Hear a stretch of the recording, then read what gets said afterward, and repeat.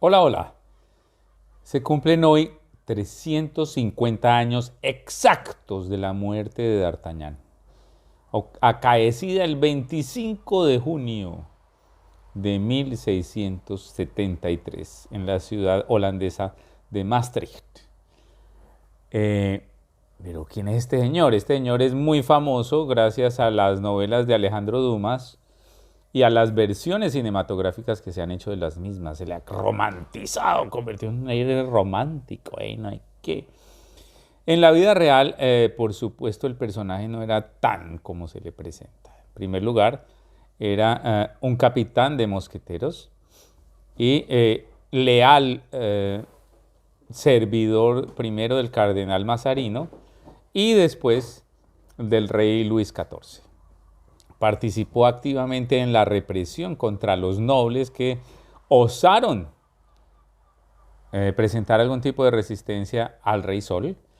Y es muy famoso porque participó, entre otras cosas, en la captura y prisión del ministro Fouquet, quien osó opacar con sus fiestas al rey Sol. Ahí pues una de las acciones en las que tuvo lugar. Asimismo, en esa visión romántica siempre le presenta con espada, pues el gran espadachín, porque claro, la espada sobre todo desde el punto de vista filmográfico, pues es muy interesante, se presta para muchas coreografías, la persona se ve elegante, se ve donosa,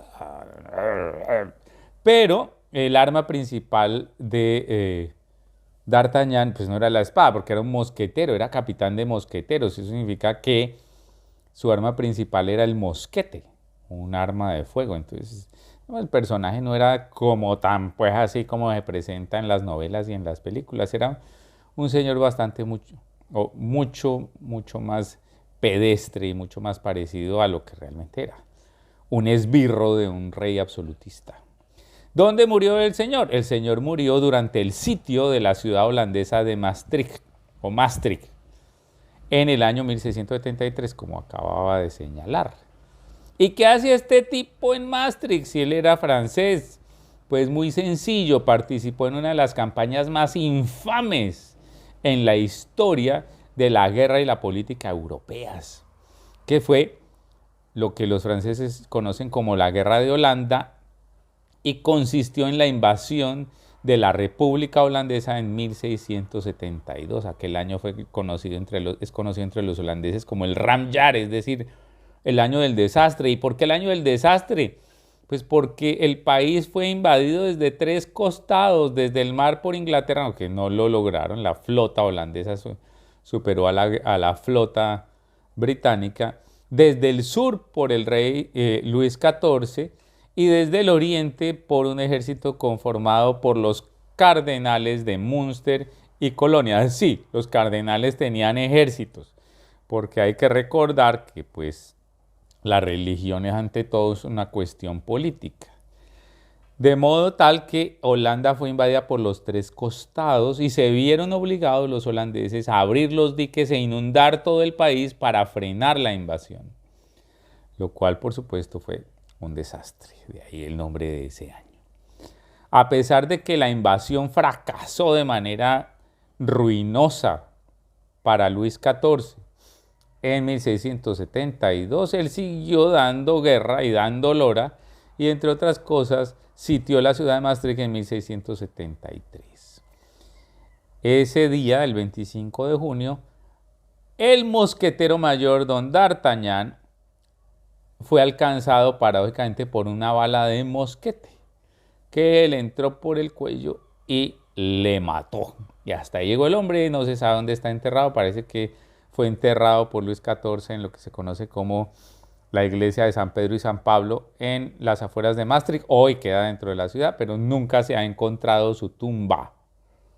Este señor pues que vino y participó en esta intentona descarada por acabar con la República Holandesa. ¿Y por qué Luis XIV quería acabar con la República Holandesa? Pues porque el tipo era un absolutista y no podía soportar que una república pudiera ser la potencia más importante desde el punto de vista naval, comercial y financiero del mundo en aquella época. ¿Cómo es posible que esta gente no necesitara un monarca absolutista? ¿Cómo es posible que no tuvieran un rey? Así que no podían existir en esa visión. Y hágale además, añádale que eran protestantes y el otro era católico, entonces tenía la excusa perfecta para la invasión. Paradójicamente, y esto es muy interesante, la romantización de la figura de D'Artagnan se debió a la publicación de una biografía que realizó un francés en el año 1700, 30 años después de su muerte, y que se publicó por primera vez en una editorial holandesa. ¿Y por qué en una editorial holandesa?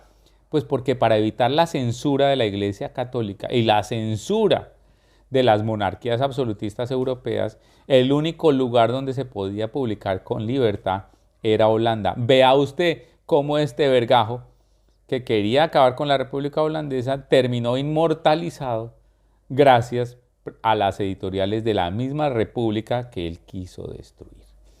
Importante entonces, hoy celebramos la muerte de este esbirro, de este crápula, de este infame, y su paso al otro barrio. Bien ido, D'Artagnan, no se te extrañará.